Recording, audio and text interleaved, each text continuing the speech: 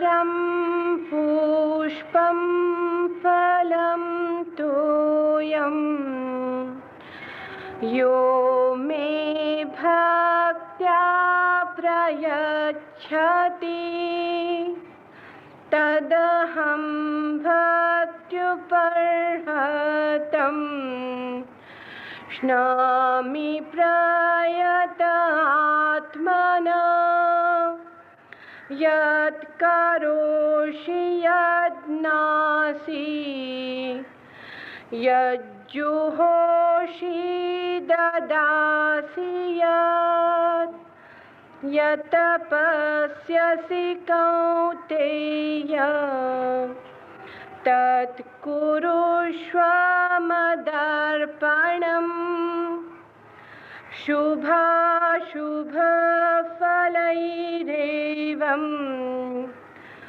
मोक्ष्यसे कर्मबन्धनैः सन्न्यासयोगयुक्तात्मा विमुक्तो मामुपैष्यसि।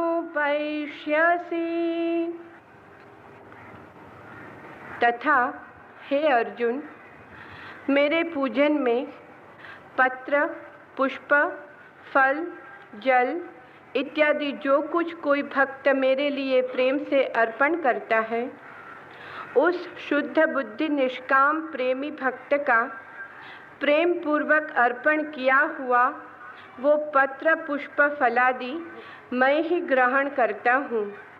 इसलिए हे अर्जुन, तू जो कुछ कर्म करता है, जो कुछ खाता है, जो कुछ हवन करता और दान देता है तथा जो कुछ स्वधर्माचरण रूप तप करता है, वो सब मेरे अर्पण कर।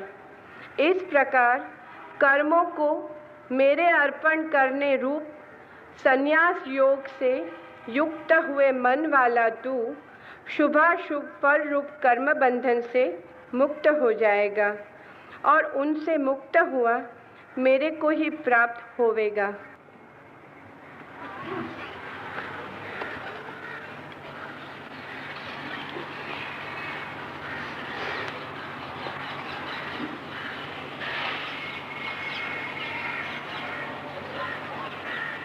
परमात्मा की पूजा भी करनी हो तो भी हमारे पास ऐसा कुछ भी नहीं है उसे देने को जिसे हम अपना कह सकें, और जो हमारा ही नहीं है उसे देने का भी क्या अर्थ है। जो कुछ भी है उसका ही है, तो पूजा में उसके द्वार पर भी हम जो रखेंगे उसका ही उसे लौटा रहे हैं। मनुष्य के पास ऐसा क्या है जो परमात्मा का दिया हुआ नहीं है।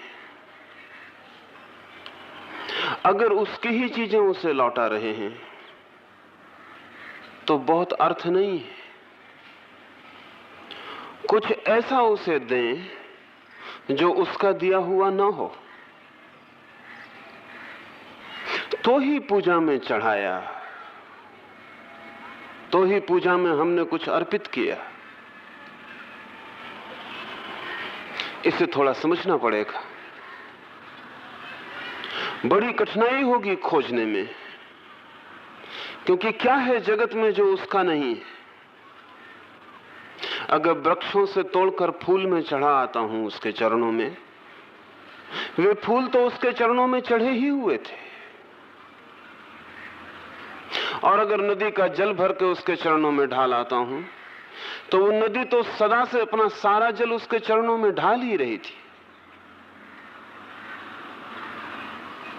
मैं इसमें क्या कर रहा हूं, और इस करने से मेरे जीवन का रूपांतरण कैसे होगा। लेकिन एक बात जरूर मनुष्य के पास ऐसी है जो परमात्मा की दी हुई नहीं है। एक ही बात ऐसी है, कर्ता का भाव, मैं कुछ कर रहा हूं, ये परमात्मा का दिया हुआ नहीं है, ये आदमी का अपना अर्जित है। ये अहंकार कि मैं कुछ कर रहा हूं आदमी की अपनी खोज है, ये आदमी का अपना आविष्कार है। और जब तक कोई आदमी इस भाव को उसके चरणों में न चढ़ा दे, तब तक वो रूपांतरण घटित नहीं होता है जिसकी कृष्ण बात कर रहे हैं। इसलिए वो कहते हैं कि तू खाए तो, तू चले तो, बैठे तो, हवन करे तो, तू जो कुछ भी करे वह सब मेरे अर्पण कर, कर्मों को मेरे अर्पण कर, कर्ता होने के भाव को मुझे अर्पण कर। और जिस क्षण तू ये कर पाएगा उसी क्षण तू संन्यास्त हो गया। ये बहुत अद्भुत बात है, क्योंकि संन्यास का अर्थ होता है कर्म को छोड़ देना, कर्म का त्याग। कृष्ण कर्म के त्याग को नहीं कह रहे हैं, वो कह रहे हैं कर्म तो तू कर, लेकिन मुझे अर्पित होकर।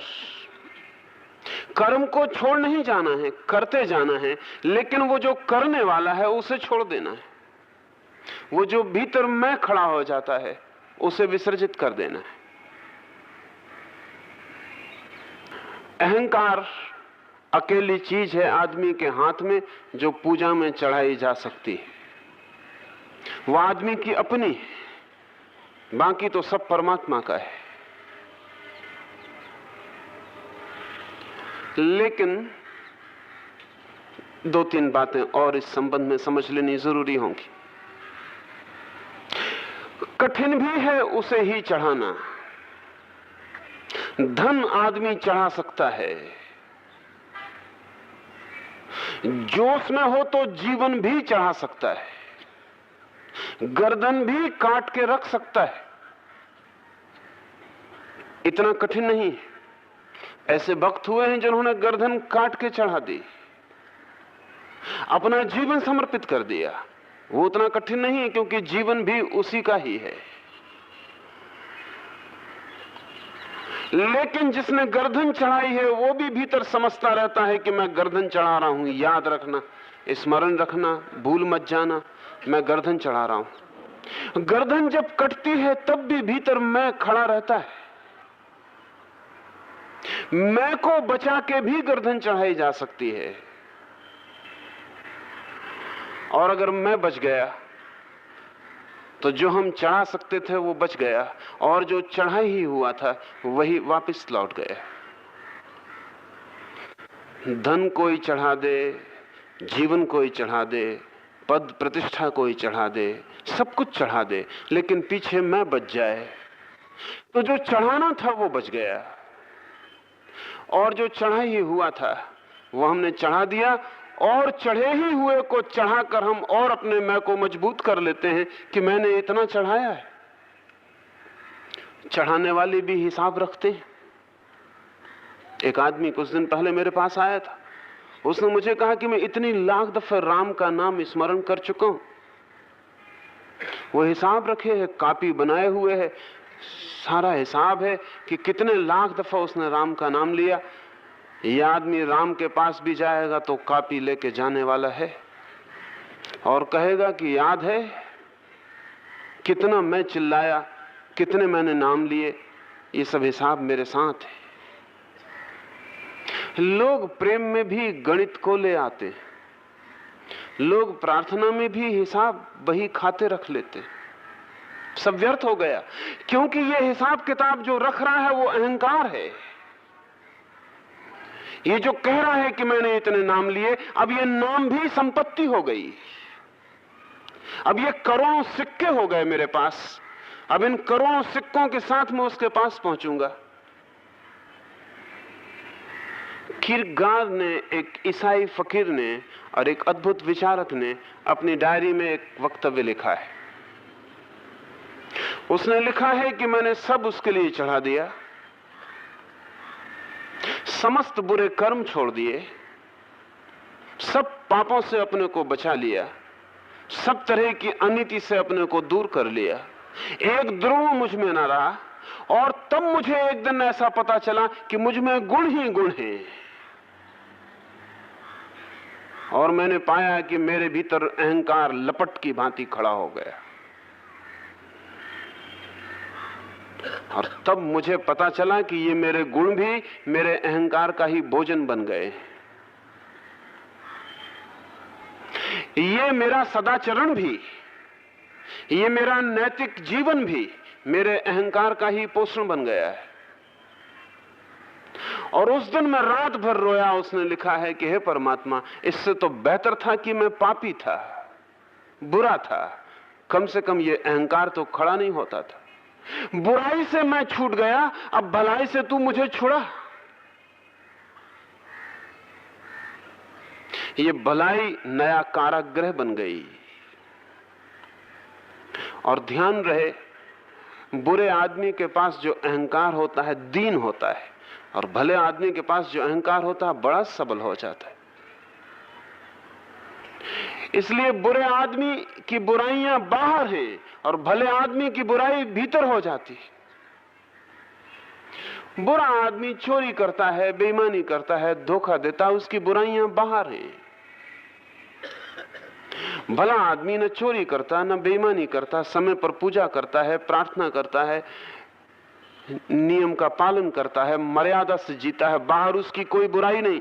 लेकिन सबके मुकाबले भीतर एक बुराई खड़ी हो जाती है कि मैं भला आदमी हूं। जहां भी वो चलता है वो भले आदमी का अहंकार साथ चलता है।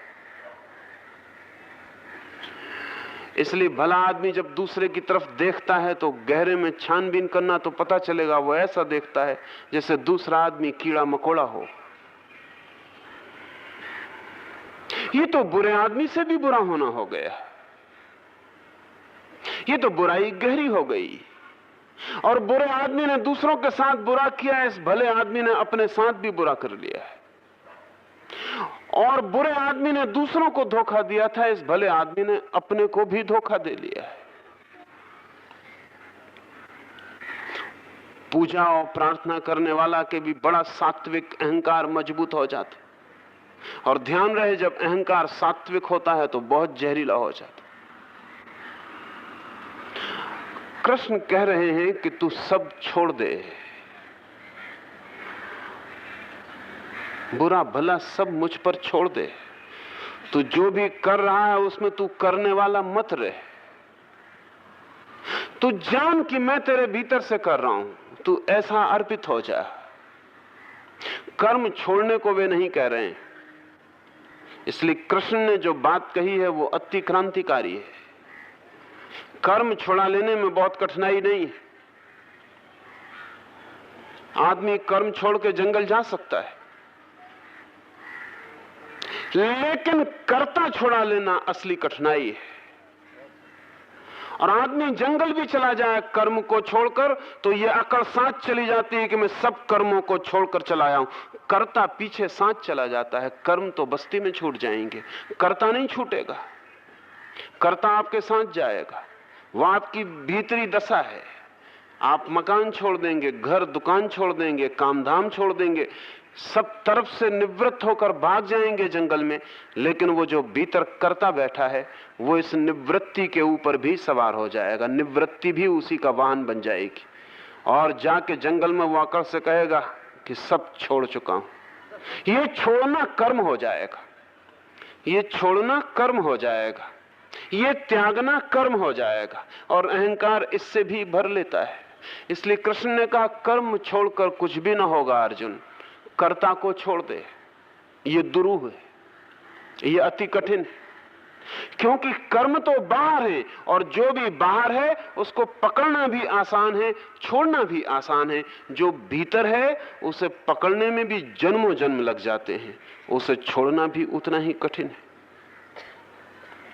मेरे हाथ में कोई चीज है उसे मैं छोड़ दूं आसान है, मेरी खोपड़ी में जब कोई चीज होती है तो छोड़नी मुश्किल हो जाती। खोपड़ी में हो उसे भी छोड़ा जा सकता है, लेकिन जो मेरी चेतना में प्रवेश कर जाए उसे फिर छोड़ना और भी मुश्किल हो जाता है। ये अहंकार हमारे भीतर गया गहरे से गहरा संसार है। संसार का तीर हमारे भीतर जो गहरे से गहरे में चला गया है, उसका नाम अहंकार है। उस घाव का नाम अहंकार है। वो हमारे भीतर है, वो हमारे भीतर है। और हमारा मजा ऐसा है कि हम उस तीर को और दबाए चले जाते हैं ताकि अहंकार और भीतर चला जाए। खाज हो जाती है ना किसी को, तो खुजलाने से भी आनंद मालूम पड़ता है। अहंकार आत्मिक खाज है, उसे खुजलाने से भी आनंद मालूम पड़ता है। पीछे कितनी ही पीड़ा हो, लेकिन जब खुजाते हैं तब लगता है बड़ा सुख मिल रहा है। जिसको भी कभी खाज हुई हो उसे पता होगा, लेकिन अहंकार तो सभी को हुआ है, सभी को पता होगा। उसे खुजलाने में सुख मिलता है, हालांकि सभी दुख उसी खुजलाने से पैदा होते हैं। खाज को खुजलाने से लहू लोहान हो जाता है शरीर, पीछे पीड़ा आती है। और अहंकार को खुजलाने से आत्मा लहू लुहान हो जाती है और जन्मों जन्मों तक पीड़ा का सतत श्रृंखला बन जाती है। लेकिन फिर भी हम खुजलाए चले जाते हैं और तीर को भीतर धसाए चले जाते हैं। घाव में भी तीर लगता है तो हमें रस आता है। कृष्ण कहते हैं, इसको ही छोड़ दे, ये मैं कर रहा हूं, इस भाव को छोड़ दे। इस भाव को छोड़ना हो तो दो अनिवार्य शर्तें कहा है कृष्ण ने। उस शुद्ध बुद्धि निष्काम प्रेमी भक्त का प्रेम पूर्वक अर्पण किया हुआ सभी कुछ मैं ग्रहण करता हूं। दो शब्दों का उपयोग किया है, शुद्ध बुद्धि और निष्काम प्रेमी। बुद्धि कब शुद्ध होती है और प्रेम कब पवित्र होता है? बुद्धि तब शुद्ध होती है जैसा हम आमतौर से सोचते हैं, तब नहीं। हम सब सोचते हैं कि अगर बुद्धि में शुद्ध विचार हो तो बुद्धि शुद्ध हो जाती है। इससे ज्यादा भ्रांति की कोई दूसरी बात नहीं। इसलिए थोड़ा कठिन पड़ेगा। हम समझते हैं कि बुद्धि के शुद्ध होने का अर्थ है शुद्ध विचार, अच्छे विचार, सात्विक विचार, सद्विचार हो तो बुद्धि शुद्ध हो जाती है।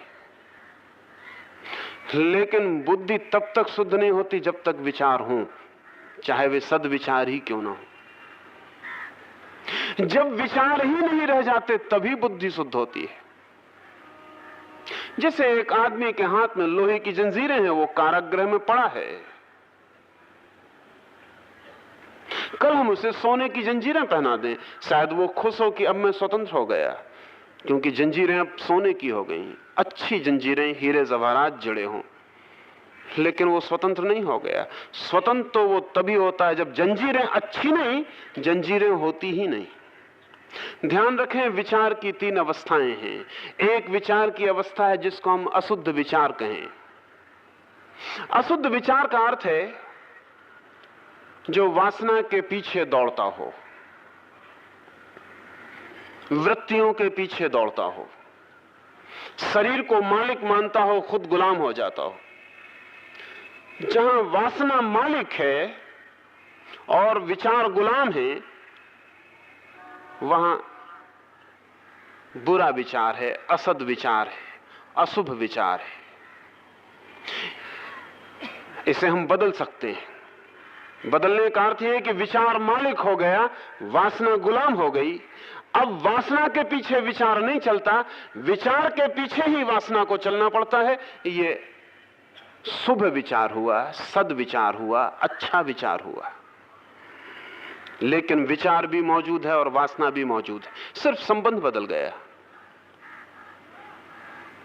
कल वासना मालिक थी, विचार गुलाम था। अब विचार मालिक है, वासना गुलाम है।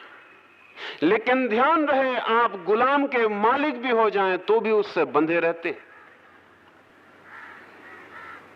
आप गुलाम की छाती पर भी बैठ जाएं तो भी गुलाम आपको बांधे रखता है, आप छोड़ के हट नहीं सकते। गुलाम तो हट ही नहीं सकता क्योंकि आप उसकी छाती पे चढ़े। आप भी नहीं हट सकते क्योंकि आप हटे कि छाती से उतरे। आपको गुलाम को दबा के बैठा रहना पड़ेगा। शायद आप सोचते होंगे गुलाम मुझसे बंधा है, गुलाम भी जानता है कि आप उससे बंधे हैं, हट नहीं सकते। सुना है मैंने कि एक आदमी एक गाय को बांधकर अपने घर लौट रहा है। फकीर हसन उसे रास्ते में मिल गया और हसन ने पूछा कि मेरे मित्र, मैं एक बात जानना चाहता हूं, तुम गाय से बंधे हो कि गाय तुमसे बंधी है? उस आदमी ने कहा, तू पागल मालूम होता है, ये भी कोई पूछने की बात है? जाहिर है कि गाय मुझसे बंधी है, मैं गाय को बांध के ले जा रहा हूं। तो फकीर हसन ने कहा, एक काम कर, अगर गाय तुझसे बंधी है तो तू छोड़ के बता, तू छोड़ दे, फिर अगर गाय तेरे पीछे चले तो हम समझे। उस आदमी ने कहा, अगर मैं छोड़ दूंगा गाय भाग खड़ी होगी, मुझे उसके पीछे भागना पड़ेगा। तो फकीर हसन ने कहा, फिर तू ठीक से समझ ले, ये हाथ में जो रस्सी लिए है इस धोखे में मत पड़ना। अगर गाय भागे तो तू उसके पीछे भागेगा, गाय तेरे पीछे नहीं भागेगी। अगर तू गाय को छोड़ दे तो गाय तेरा पता लगाता हुआ नहीं आने वाली है, तू ही उसका पता लगाता हुआ जाएगा। तो तू इस भ्रम में है कि तू गाय को बांधे हुए है। जिसे हम बांधते हैं उससे हम बंध भी जाते हैं, जीवन का ये एक अनिवार्य नियम। इसलिए जो मुक्त होना चाहता है वो किसी को बांधेगा नहीं, तो बांधा कि आप फिर मुक्त नहीं हो सकते। अगर आपकी वासना को आपने दबा लिया और अच्छा विचार आप ऊपर ले आए तो भी वासना नीचे कुलबुलाती रहेगी, भभकती रहेगी, लपटें उसकी उठती रहेंगी। आपको रोज रोज दबाना पड़ेगा। जिसे एक दिन दबाया है उसे रोज रोज दबाना पड़ेगा, और दबाने से कोई वासना मिटती नहीं है। भभक भी सकती है और तेजी से, क्योंकि दमन से रस भी पैदा होता है, और जिसे हम दबाते हैं उसमें आकर्षण भी बढ़ जाता है, और जिसे हम दबाते हैं उसकी शक्ति भी इकट्ठी होती चली जाती। फिर यह संघर्ष सतत है। इसलिए जिसे हम बुरा आदमी कहते हैं वो बाहर लोगों से लड़ता रहता है, जिसे हम अच्छा आदमी कहते हैं वो भीतर अपने से लड़ता रहता है। जिसे हम बुरा आदमी कहते हैं वो दूसरों को सताने की कोशिश में लगा रहता है, जिसे हम अच्छा आदमी कहते हैं वो खुद को सताने की कोशिश में लगा रहता है। जिसे हम बुरा आदमी कहते हैं वो इसीलिए बुरा है कि उसको वासना के पीछे भागना पड़ता है। जिसको हम अच्छा आदमी कहते हैं उसे इसलिए अच्छा कहते हैं कि वो अपनी वासना की छाती पर सवार होकर बैठ जाता है। लेकिन ये बैठ जाना भी स्टैटिक है, ये बैठ जाना भी मर जाना है, ये बैठ जाना भी रुक जाना है। एक तीसरी भी अवस्था है बुद्धि की, जब विचार और वासना दोनों नहीं होते।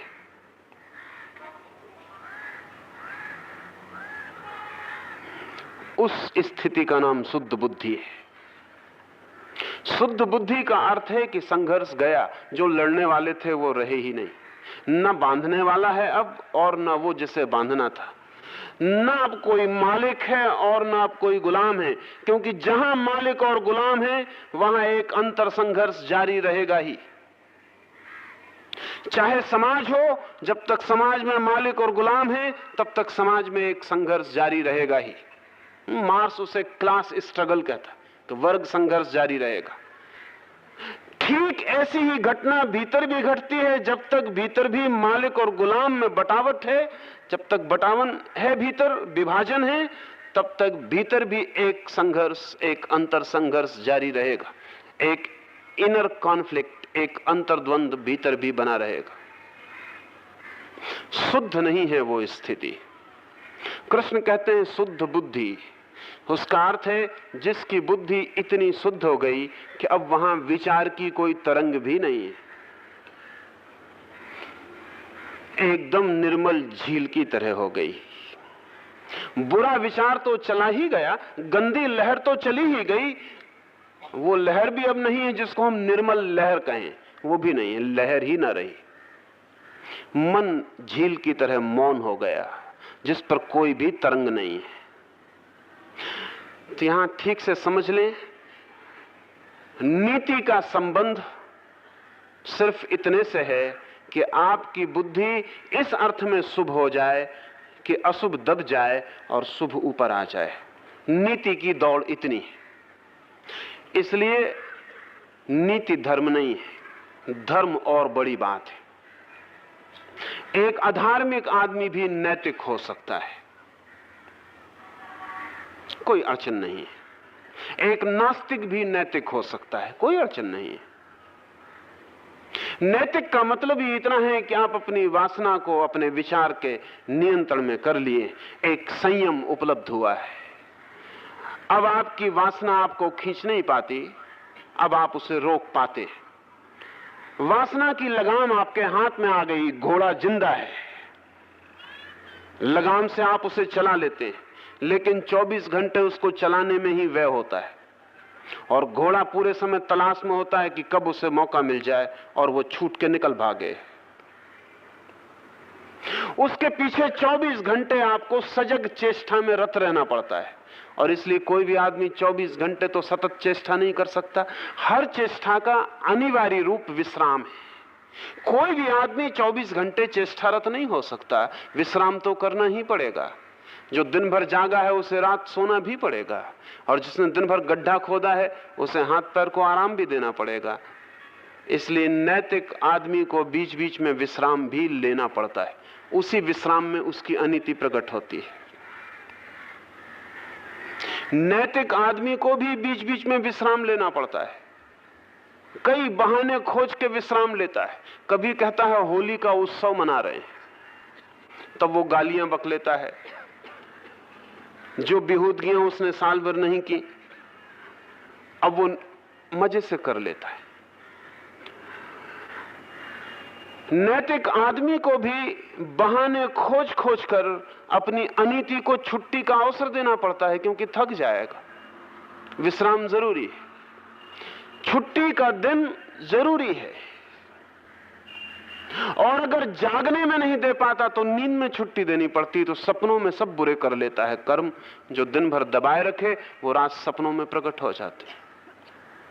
अगर हम अच्छे आदमी के सपने देखें तो वो अनिवार्य रूप से बुरे होते। बुरे आदमी के सपने इतने बुरे नहीं होते, कारण नहीं है। बुरा आदमी दिन में ही बुरा कर लेता, रात मजे से सो जाता। अक्सर तो ऐसा होता है कि बुरा आदमी रात में बड़े अच्छे सपने देखता, कॉम्प्लीमेंटरी। दिन भर बेचैन रहता, कई दफे मन में उसके भी आता है कि अच्छा आदमी हो जाऊं, हो नहीं पाता, वो वासना तृप्त रह जाती है। बुरा तो वो कर लेता है जो करना है उसे, अच्छे की वासना तृप्त रह जाती, रात सपना बन जाती।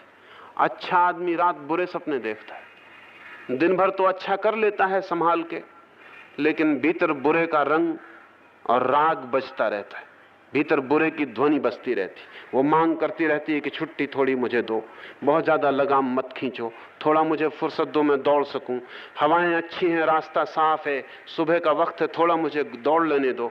नहीं देता तो रात जब सो जाता है, लगाम छूट जाती है ढीली, तब मन दौड़ना शुरू हो जाता।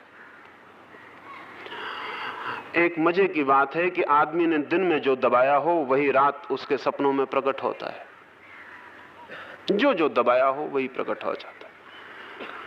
सपने सहयोगी हैं, फ्रायड कहता है सपने सहयोगी हैं।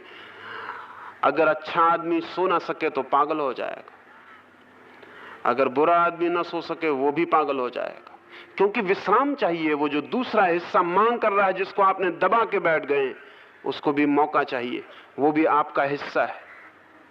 कृष्ण इस आदमी को शुद्ध बुद्धि नहीं कहेंगे, वो कहेंगे कि दोनों एक जैसे हैं, सिर्फ एक चीज नीचे थी वो ऊपर आ गई, जो ऊपर था वो नीचे आ गया, लेकिन टोटल जोड़ वही है। मैंने सुना है कि एक सर्कस में बंदरों की एक जमात है और बंदरों को संभालने वाला जो आदमी है वो रोज सुबह उन्हें 4 रोटी देता है और सांझ को 3 रोटी देता है। एक दिन रोटी की कुछ कमी थी तो उसने व्यवस्था बदल दी। उसने बंदरों को बुलाकर कहा कि आज से नियम बदलता है, सुबह तुम्हें 3 रोटी मिलेंगी और शाम तुम्हें 4 रोटी मिलेंगी। बंदरों ने बगावत कर दी। बंदर बहुत नाराज हुए, उन्होंने कहा ये नहीं चलेगा, ये हो ही नहीं सकता, सुबह 4 रोटी ही चाहिए और शाम को 3 रोटी ही चाहिए। उस आदमी ने बहुत समझाया कि तुम बिल्कुल पागल हो, जोड़ तो करो, जोड़ तो साथ ही होता है। बंदरों ने कहा जोड़ मोड़ का हमें मतलब नहीं है, 4 रोटी सुबह चाहिए, 3 रोटी शाम चाहिए। सुबह 3 रोटी दे दी जाए, शाम 4 रोटी दे दी जाए, बंदर बड़े नाराज। लेकिन बंदर जोड़ नहीं जानते, क्षमा किए जा सकते हैं, आदमी भी जोड़ नहीं जानता है। नीचे को ऊपर कर लेते हैं, ऊपर को नीचे कर लेते हैं, सोचते हैं सब ठीक हो गया। सिर्फ जोड़ तो वही रहता है। अच्छे और बुरे आदमी का जोड़ बराबर है। ये जरा कठिन मालूम पड़ेगा, लेकिन मैं आपसे कहना चाहता हूं, अच्छे और बुरे आदमी का टोटल जोड़ बराबर है। ऊपर और नीचे का फर्क है। एक में 4 रोटी सुबह है, 3 रोटी शाम है। एक में 3 रोटी सुबह है, 4 रोटी शाम है। इसका यह मतलब नहीं कि मैं आपसे यह कह रहा हूं कि अगर आप अच्छे आदमी हो तो बुरे आदमी हो जाएं। इसका यह मतलब नहीं। इसका यह मतलब है कि आप अगर अच्छे आदमी हैं तो अच्छे आदमी ही मत रह जाना,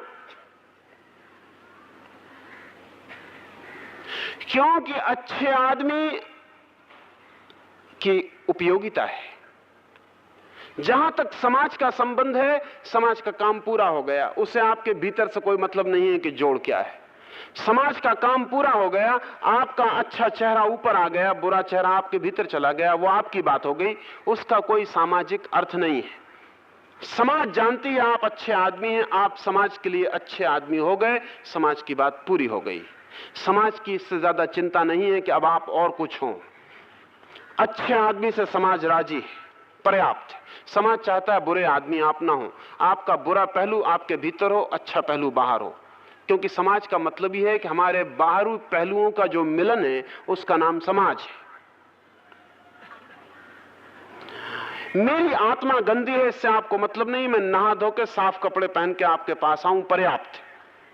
क्योंकि आपका जो मिलन होने वाला वो मेरे शरीर से और मेरे कपड़ों से होने वाला, मेरी आत्मा से नहीं। अगर मैं ये कहूं कि मेरी आत्मा बहुत पवित्र है लेकिन मैं सब गंदगी ओढ़ के आपके पास आऊंगा, तो आप कहेंगे आत्मा आप जाने, कृपा करके ये गंदगी मेरे पास ना लाएं। समाज का अर्थ है हमारे बाहरी व्यक्तित्व के मिलन का स्थल। समाज को इससे चिंता है कि आपका बाहर का पहलू ठीक हो जाए, भीतर की आप जाने, वो आपकी निजी समस्या है। लेकिन धर्म इतने से नहीं रुकता। धर्म कहता है कि असली निजी समस्या को ही हल करना है। अच्छा है कि आप अच्छे आदमी हैं, बुरे नहीं हैं, बेहतर है। लेकिन धर्म कहता है ये पर्याप्त नहीं है, जरूरी है, पर्याप्त नहीं है। अच्छे हैं, बहुत अच्छा है, लेकिन अच्छे पर ही रुक गए तो धोखे में। अच्छे से भी पार जाना होगा। शुद्ध बुद्धि का अर्थ है जहां न वासना रही न विचार रहा, जहां दोनों खो गए, तब सिर्फ शुद्ध चेतना रह जाती। तो एक शर्त तो कृष्ण ने कही कि शुद्ध बुद्धि हो, और दूसरी बात कही कि निष्काम प्रेमी हो, प्रेम भी उसका निष्काम हो। बुद्धि अशुद्ध होती है विचार से, प्रेम अशुद्ध हो जाता है वासना से, कामना से।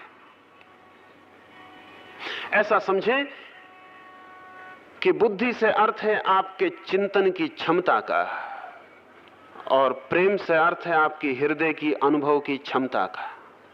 आपका मस्तिष्क अशुद्ध होता है विचार से, और आपका हृदय अशुद्ध होता है कामना से, वासना से।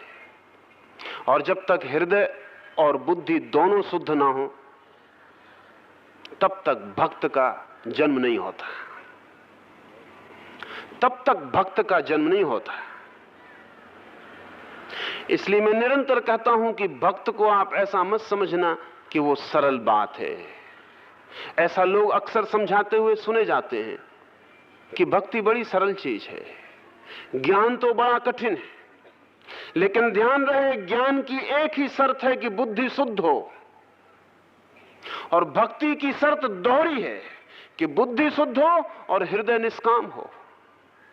इसलिए जो आपको समझाते हैं कि भक्ति सरल है, मैं नहीं समझ पाता कि वो कैसे समझाते हैं, क्योंकि बुद्धि तो शुद्ध हो ही, जितनी ज्ञान मांग करता है उतनी तो मांग भक्ति करती ही है, उससे थोड़ी ज्यादा मांग भी करती है। तो हृदय भी, प्रेम की क्षमता भी वासना रहित हो तो भक्त सरल मामला नहीं है। लेकिन सरल इसलिए दिखाई पड़ने लगा कि भक्ति से हमने जो कुछ जोड़ रखा है वो सब ऐसा बचकाना है, ऐसा चाइल्डिश जुवेनाइल है कि लगता है सरल है। एक आदमी माला फेर रहा है तो हम सोचते हैं भक्त हो गया। एक आदमी जाके मंदिर की घंटी बजा लेता है, हम सोचते हैं भक्त हो गया। एक आदमी दिया भगवान के सामने घुमा लेता है तो हम सोचते हैं भक्त हो गया। अगर भक्ति इतनी ही है तो मैं आपसे कहता हूं भक्ति से फिर आप कभी पहुंच ही ना सकेंगे। इतना सस्ता ये रास्ता नहीं हो सकता। भक्ति अति जटिल है, अति कठिन है। इसलिए दुनिया में अगर हम ठीक से खोजने जाएं तो ज्ञानी जितनी बड़ी मात्रा में हुए उतनी बड़ी मात्रा में भक्त नहीं हुए। ये सुन के आपको हैरानी होगी। इसलिए ज्ञानियों के जगत में जो नाम है ऊंचाई पर, उतनी ऊंचाई पर भक्तों के नाम आप खोज के ना बता सकेंगे। बुद्ध हैं कि महावीर हैं कि शंकर हैं कि याज्ञवल्क्य हैं, इनकी कोटि में, इस ज्वलंत कोटि में भक्तों को रखना मुश्किल पड़ जाएगा।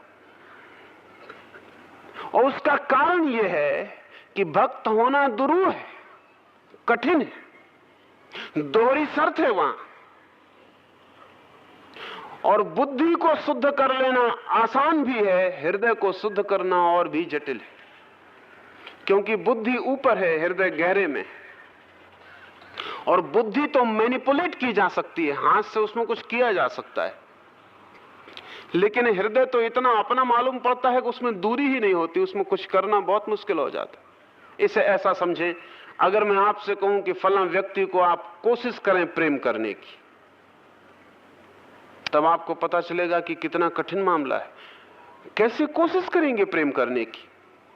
क्या कभी भी कोई कोशिश से प्रेम कर पाया है?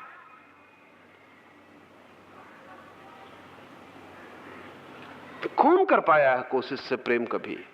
जितनी कोशिश करेंगे उतना ही पाएंगे प्रेम मुश्किल हुआ चला जाता है। आपसे बुद्धि का कोई भी सवाल हल करवाना हो, कोशिश से हल हो सकता है।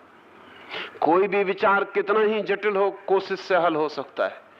किसी भी विचार को समझने में कितनी ही अड़चन हो, कोशिश से हल हो सकती है। प्रेम कोशिश से हल नहीं होता। प्रयत्न बिल्कुल ही व्यर्थ है। इसलिए प्रेमी को हम अंधा कहते हैं। इसलिए कहते हैं कि है तो है, नहीं है तो नहीं है, और कोई उपाय नहीं है। प्रेम है तो है और नहीं है तो नहीं है, उपाय नहीं है।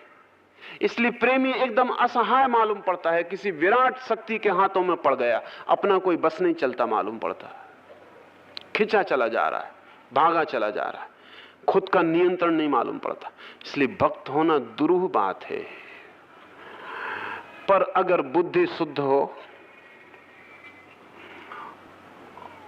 और प्रेम निष्काम हो तो वो महान घटना भी घटती है और भक्ति का फूल भी खिलता है। कभी किसी चैतन्य में, कभी किसी मीरा में खिलता है, लेकिन बहुत रेयर फ्लावरिंग है, बहुत कठिनाई की बात है। इसलिए मैं कहता हूं कि बुद्ध होना या महावीर होना कितना ही कठिन हो, फिर भी बहुत कठिन नहीं है। एक ही शर्त है कि बुद्धि पूरी शुद्ध हो जाए। लेकिन मीरा का होना थोड़ा अनूठा है, चैतन्य का होना थोड़ा अनूठा है। इस अनूठे में एक तत्व और जुड़ता है, एक दिशा और जुड़ती है कि हृदय भी निष्काम हो। इसलिए बुद्ध शांत होंगे,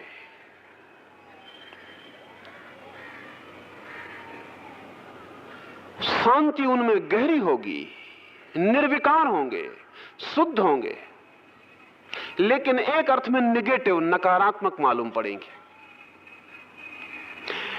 ये तो हम कह सकते हैं उनकी अशांति मिट गई, ये भी हम कह सकते हैं उनका दुख मिट गया, ये भी हम कह सकते हैं कि उनकी सब पीड़ा संताप खो गया, ये भी कह सकते हैं चिंता अब ना बची। लेकिन ये सब नकार है। क्या क्या नहीं रहा वो हम कह सकते हैं, लेकिन ये बताना मुश्किल है कि क्या हुआ। मीरा में हमें सिर्फ यही नहीं दिखाई पड़ता कि उसकी अशांति मिट गई, चिंता मिट गई, संताप मिट गया, दुख मिट गया, साथ में उसमें नाचता हुआ आनंद भी दिखाई पड़ता है, विधायक, पॉजिटिव। क्या हुआ है वो भी प्रत्यक्ष दिखाई पड़ता है, क्या खो गया है वो तो दिखाई ही पड़ता है, लेकिन क्या हुआ है, क्या मिल गया है, उसकी भी प्रत्यक्ष झलक मालूम होती है। बुद्ध को जो भी हुआ है वो भीतर है, वो बाहर नहीं आ पाता, क्योंकि हृदय के बिना कोई भी चीज बाहर नहीं आ सकती। हृदय अभिव्यक्ति का द्वार है। बुद्ध को जो हुआ है वो भीतर हुआ है, जो नहीं हो गया है वो बाहर गिरा है। हमने देखा है उनको पहले अशांत, अब अशांति गिर गई है। हमने देखा है पहले उन्हें चिंतित, अब चिंता नहीं है। हमने देखा है उन्हें पहले उनके माथे पर सलवटें दुख की, पीड़ा की, संताप की, वे खो गई हैं, लेकिन ये सब निषेध है। उनके भीतर क्या हुआ है ये वे ही जाने। लेकिन मीरा का नृत्य बाहर भी फूट रहा है, बाहर भी बह रही है ये धारा। जो भीतर हुआ है वो बाहर भी तोड़कर आ रहा है, उसकी तरंगें दूर तक जा रही हैं। निश्चित ही कुछ और भी बात हुई है, वो दूसरी शर्त पूरी हो तब होती है। हम सोच भी नहीं सकते बुद्ध को नाचता हुआ। जब बुद्धि पूरी तरह शुद्ध हो जाती है तो जो अनुभूति होती है वो आंतरिक है, अत्यंत आंतरिक है, उसको बाहर तक ले जाने का द्वार नहीं है। और जब हृदय भी कामना से मुक्त हो जाता है तो वो द्वार भी खुल जाता है जो बाहर ले जाता है। इसे आप ऐसा समझें कि जब तक आपके पास हृदय नहीं होता तब तक आप दूसरे से संबंधित हो ही नहीं सकते। सब संबंध हार्दिक हैं। जितना बड़ा हृदय होता है उतना संबंधों का विस्तार होता है। असल में हृदय के द्वारा ही हम दूसरे को संवादित कर पाते हैं। दूसरे से जो हम जुड़ते हैं, कम्युनिकेट होते हैं, वो हृदय के द्वारा होते हैं। मीरा जब नाचती है तो जो बुद्ध नहीं कह पाते वो उसके घूंघर की झनकार से कहा जाता है। और जब चैतन्य कीर्तन में डूब जाते हैं तो जो बुद्ध नहीं बता पाते चेष्टा करते हैं, समझाते हैं पूरे जीवन, फिर भी पाते हैं कि असमर्थता है कोई। चैतन्य असमर्थ नहीं मालूम पड़ते। आंसू से भी कह देते हैं, नाच के भी कह देते हैं, दौड़ के भी कह देते हैं। अभिव्यक्ति चैतन्य को सरल मालूम पड़ती है, लेकिन भक्ति के साथ एक वहम जुड़ गया, इसलिए कठिनाई हो गई। हमने भक्ति को बहुत सस्ती समझा और समझा कि ज्ञान तो सबके बस की बात नहीं है, भक्ति सबके बस की बात है। इससे भ्रांति हो गई। मैं आपसे कहता हूं, ज्ञान थोड़े ज्यादा लोगों की बस की बात है, भक्ति थोड़े कम लोगों की बस की बात है। क्योंकि अच्छी बुद्धि पा लेना बहुत कठिन नहीं है, अच्छा हृदय पाना बहुत कठिन है। और बुद्धि के शिक्षा के तो बहुत उपाय हैं जगत में, हृदय की शिक्षा का अब तक कोई उपाय नहीं। बुद्धि के लिए विश्वविद्यालय हैं, शिक्षक हैं, शिक्षा पद्धतियां हैं। हृदय के लिए कोई विश्वविद्यालय नहीं है, कोई शिक्षक नहीं, कोई शिक्षा पद्धति नहीं। हृदय अब तक अछूता पड़ा है। हृदय अब तक एक अंधेरा महाद्वीप है जिसमें कभी कभी कोई उतरता है। लेकिन अगर ये दूसरी शर्त पूरी हो सके कि प्रेम हो और कामना रहित हो, बड़ी कठिन शर्त है, बड़ी कठिन शर्त है। कठिन शर्त ऐसी है जैसे मैं आपसे कहूं नदी से तो गुजरें लेकिन पानी में पैर न छुए, आंख से तो गुजर जाएं लेकिन जलन जरा भी ना हो। आप कहेंगे बिना आंख से गुजरे जलन नहीं होती तो मैं बिना आंख से गुजर जाऊं, जलन नहीं होगी। लेकिन शर्त यह है आंख से गुजरें और जलन ना हो। ध्यान रहे, कोई अगर चाहे तो प्रेम को छोड़ दे तो वासना छूट जाती है। यह कठिनाई है। अगर आग में ना जाए तो जलने का कोई सवाल नहीं, अगर पानी में ना जाए तो भीगने का कोई सवाल नहीं। बहुत लोग हैं जो प्रेम से इसीलिए भयभीत हो जाते हैं कि प्रेम में गए तो जले भीगे, प्रेम में गए तो वासना रहेगी। इसलिए जो ज्ञान की दिशा में चलने वाले लोग रहे, उन्होंने कहा प्रेम से सावधान रहना, प्रेम में पड़ना ही मत। सावधान करने का कारण इतना ही था कि आशा बहुत कम है कि प्रेम में पड़ें और वासना में ना पड़ जाएं। प्रेम और वासना के बीच इतना गहरा संबंध है कि प्रेम में गए तो वासना में चले ही जाएंगे। इसलिए ज्ञानियों ने कहा है कि वासना से तो बचना जरूरी है, प्रेम से बच जाना तो वासना से बच जाओगे। भक्त की शर्त बड़ी कठिन है। कृष्ण कहते हैं प्रेम में तो जाना, वासना से बच जाना। आग में चलना, जलना मत। पानी में उतरना, भीगना मत। इसलिए मैं कहता हूं भक्ति थोड़ी कठिन बात है, लेकिन बड़ी क्रांति भी है। अब इसे हम थोड़ा समझें कि प्रेम अनिवार्य रूप से वासना क्यों बन जाता है। क्या ये अनिवार्यता प्रेम में है कि प्रेम वासना बनेगा ही? अगर ऐसा अनिवार्य हो तो फिर कृष्ण ये शर्त नहीं लगाएंगे। ये अनिवार्यता प्रेम में नहीं है,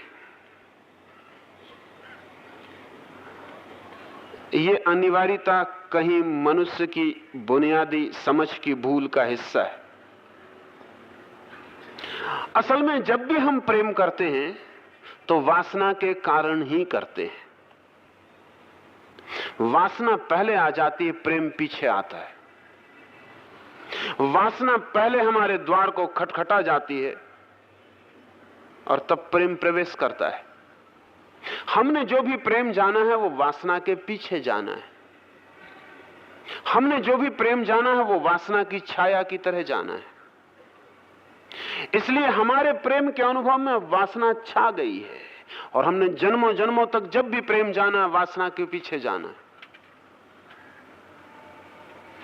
हमारा प्रेम जो है वो हमारी काम वासना की छाया से ज्यादा नहीं है।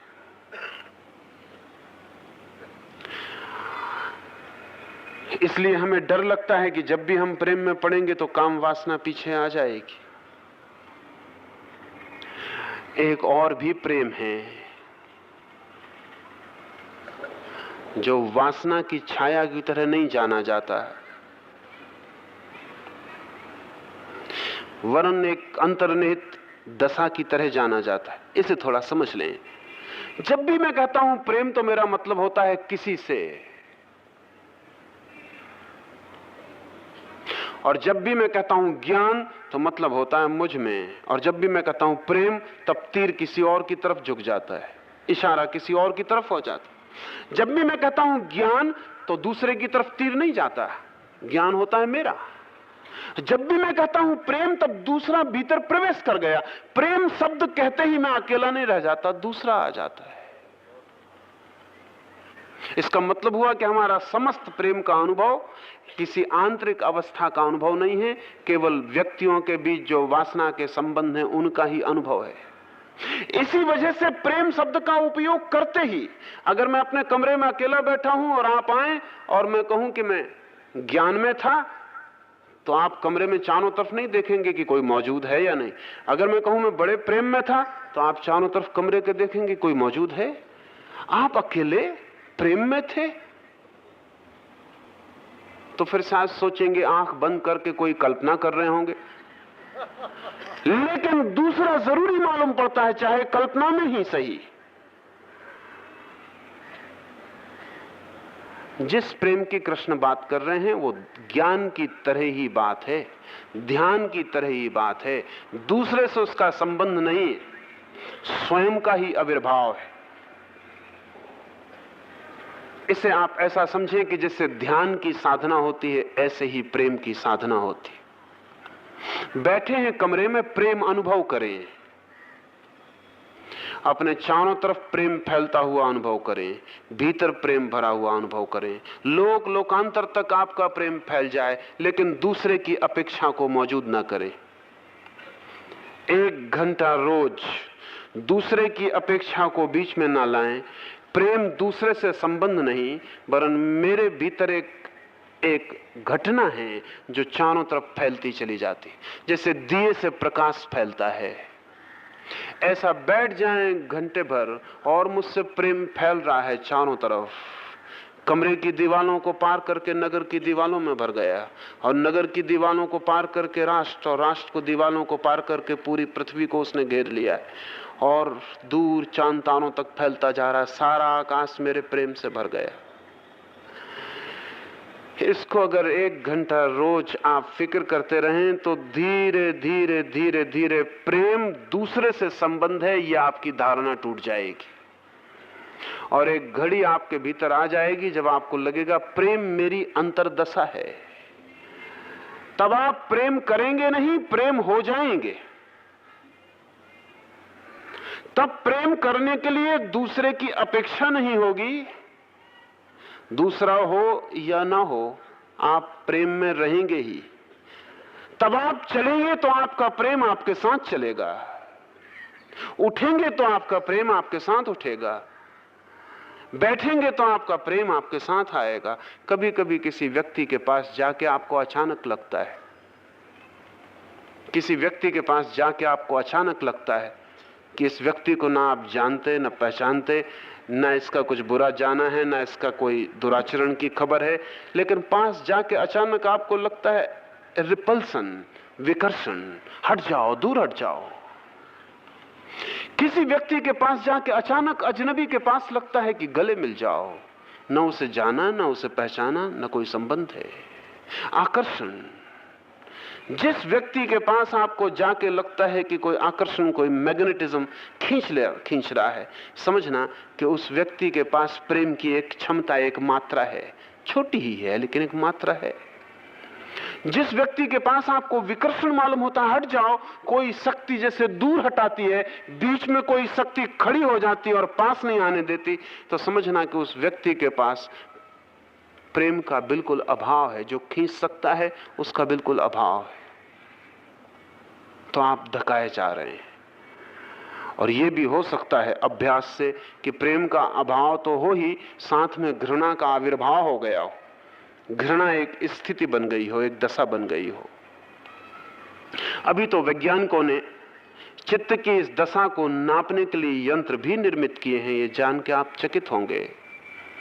और अब तो ऐसे यंत्र हैं जिनके सामने खड़े होकर हम कह सकते हैं कि ये व्यक्ति खींचता है लोगों को कि हटाता है, क्योंकि वो जो भीतर प्रेम की ऊर्जा है मैग्नेटिक है। अगर प्रेम से भरा हुआ व्यक्ति उस यंत्र के सामने खड़ा होगा तो यंत्र का कांटा खबर देता है कि यह आदमी लोगों को अपनी तरफ खींच लेता है। अगर यह आदमी घृणा से भरा हो तो कांटा उल्टा घूमता है और खबर देता है कि इस आदमी से जो ऊर्जा निकल रही है वो लोगों को धकाती है और हटाती है। अब तो इसे मापा भी जा सकता है, लेकिन धर्म सदा से जानता रहा है कि प्रेम संबंध नहीं है, अंतर ऊर्जा है, इनर एनर्जी है। जब मैं कहता हूं प्रेम शक्ति है, एनर्जी है, ऊर्जा है, तब उसका अर्थ यह हुआ कि दूसरे से उसका संबंध करने से वो ऊर्जा वासनाग्रस्त हो जाती, दूसरे से संबंधित बनाने से, दूसरे से बांध लेने से अशुद्ध हो जाती, दूसरे से बांध लेने से विकृत हो जाती है, कुरूप हो जाती है। निष्काम प्रेम का अर्थ है प्रेम की ऊर्जा हो और किसी से बंधी ना हो, किसी कामना के लिए ना हो। तो कृष्ण कहते हैं बुद्धि हो शुद्ध, विचार का कंपन ना हो, हृदय हो प्रेम से भरा, वासना की जरा सी भी झलक ना हो, तो भक्त का जन्म होता है। और ऐसा भक्त ही अपना सब कुछ परमात्मा के चरणों में छोड़ पाता है, अपना कर्तापन छोड़ पाता है। अब इस सूत्र को हम पूरा देख लें। हे अर्जुन, मेरे पूजन में पत्र, पुष्प, फल, जल इत्यादि जो कुछ भी कोई भक्त मेरे लिए प्रेम से अर्पण करता है, उस शुद्ध बुद्धि निष्काम प्रेमी भक्त का प्रेम पूर्वक अर्पण किया हुआ वह पत्र, पुष्प, फल आदि मैं ही ग्रहण करता हूं। ऊपर से देखने में तो बहुत सीधा लगेगा, पत्र, पुष्प, फल, जल हम सब जानते हैं। हम सबने चढ़ाया है, जल चढ़ाया है, फूल चढ़ाया है, पत्ते चढ़ाए हैं, हम सबको पता है। लेकिन कृष्ण जैसे लोग इस तरह की क्षुद्र बातें करते नहीं हैं। क्या मतलब है पत्र पुष्प फूल चढ़ाने का? एक मतलब आपको पता है, वो मतलब नहीं। जो मतलब आपको पता नहीं है वही मतलब है, वो मैं आपसे कहता हूं। पत्र पुष्प फल व्यक्तित्व के खिलावट की 3 अवस्थाएं।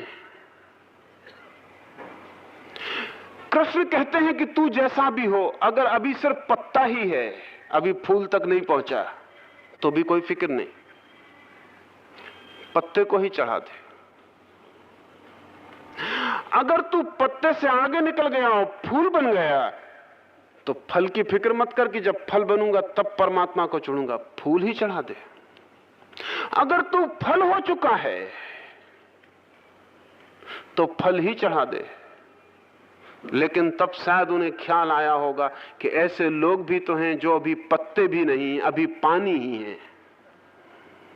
तो उन्होंने कहा अगर तू अभी जल ही है, जल जो है बिल्कुल प्राथमिक है, उससे नीचे फिर और कुछ नहीं हो सकता। जल ही बनता है पत्ता, फिर बढ़ता है तो पत्ता बन जाता है फूल, फिर बढ़ता है तो फूल बन जाता है फल। तो कृष्ण ने कहा कि तू हो चाहे पत्ता, चाहे फूल, चाहे फल, तू जो भी चढ़ा दे, तू जो भी हो वैसा ही चढ़ जा। हम में से बहुत लोग कहते हैं, ये सब हमारी बेईमानी के हिस्से हैं, हम में से बहुत लोग कहते हैं कि अभी तो कुछ है ही नहीं मेरे पास, तभी परमात्मा को चढ़ाऊं भी क्या? कभी भी नहीं होगा आपके पास।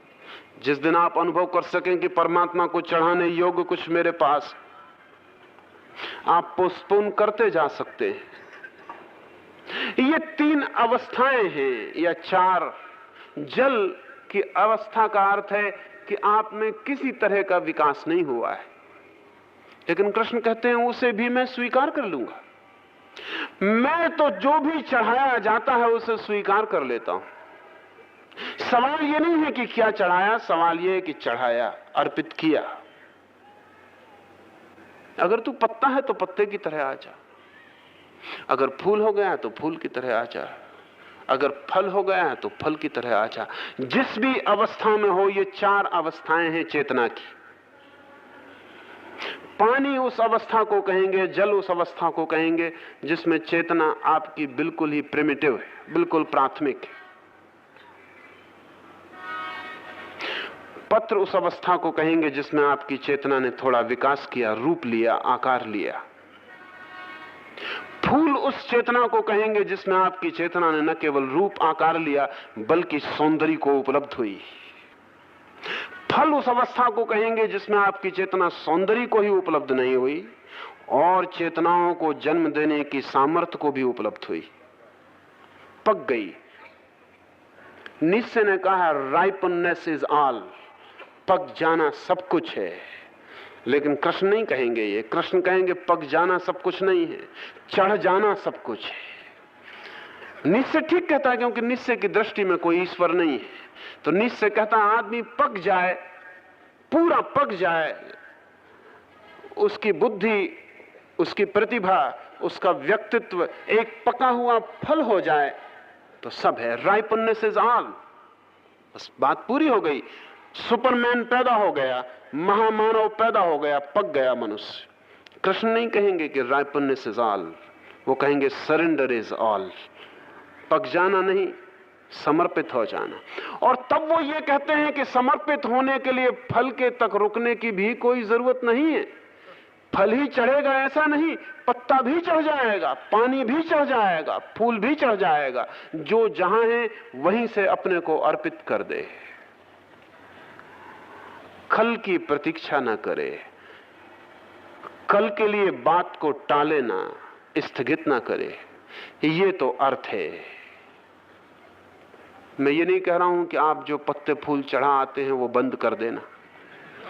मैं इतना ही कह रहा हूं जब फूल चढ़ाएं तब याद रखना कि इस फूल के चढ़ाने से संकेत भर मिलता है, हल नहीं होता।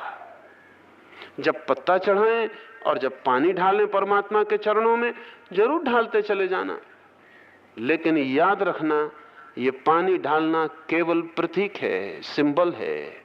ध्यान रखना कि कब तक इस पानी को ढालते रहेंगे। एक दिन अपने पानी को ढालने की तैयारी करनी है, एक दिन अपना फूल चढ़ा देना है, एक दिन अपना फल समर्पित कर देना है।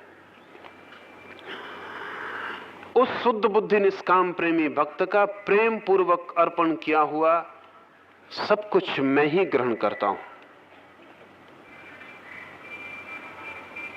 ये तो हम देखते हैं कि फल हम चढ़ा आते हैं, पुजारी ग्रहण करता है, तो पक्की तरह पता है। ये भी हम देखते हैं फूल हम चढ़ा आते हैं, वो फिर बाजार में बिक जाते। एक मंदिर के दुकान को मैं जानता हूं क्योंकि दुकानदार मेरे परिचित हैं। उन्होंने मंदिर नया बना था, तब वो दुकान खोली थी कोई 15 वर्ष पहले। तब उन्होंने पहली बार जो नारियल खरीदे थे वो दुकान उनसे ही चल रही है, क्योंकि वो नारियल रोज चढ़ जाते हैं, रात दुकान में वापस लौट आते, फिर दूसरे दिन बिक जाते हैं, फिर चढ़ जाते हैं, रात फिर वापस लौट आते। उन्होंने दोबारा नारियल नहीं खरीदे क्योंकि पुजारी रात बेच जाता है। नारियल के सारी दुनिया में दाम बढ़ गए, उनकी दुकान पर अभी तक नहीं बढ़े। सस्ते से सस्ते वो देते, नारियल के भीतर अब कुछ बचा भी नहीं होगा। हमें पता है कि फूल हम चढ़ाएंगे तो वो उसको नहीं मिल सकता। जब तक कि चेतना का फूल ना चढ़ाया जाए तब तक परमात्मा का भोजन नहीं हो सकता। जब तक हम स्वयं को ही ना चढ़ा दें तब तक हम उसके हिस्से नहीं बनते। उसके कृष्ण कहते हैं कि मैं उस सब को ग्रहण कर लेता हूं, सबको जो भी मुझे चढ़ाया जाता है वो सब मेरा ही अंग हो जाता है। इसलिए है अर्जुन, तू जो कुछ कर्म करता है, जो कुछ खाता है, जो कुछ हवन करता है, दान देता है, जो कुछ स्वधर्माचरण रूप तप करता है, वह सब मुझे अर्पण कर। इस प्रकार कर्मों को मेरे अर्पण करने रूप संन्यास योग से युक्त हुए मन वाला तू शुभ अशुभ फल रूप कर्म बंधन से मुक्त हो जाएगा और उससे मुक्त हुआ मेरे को ही प्राप्त होगा।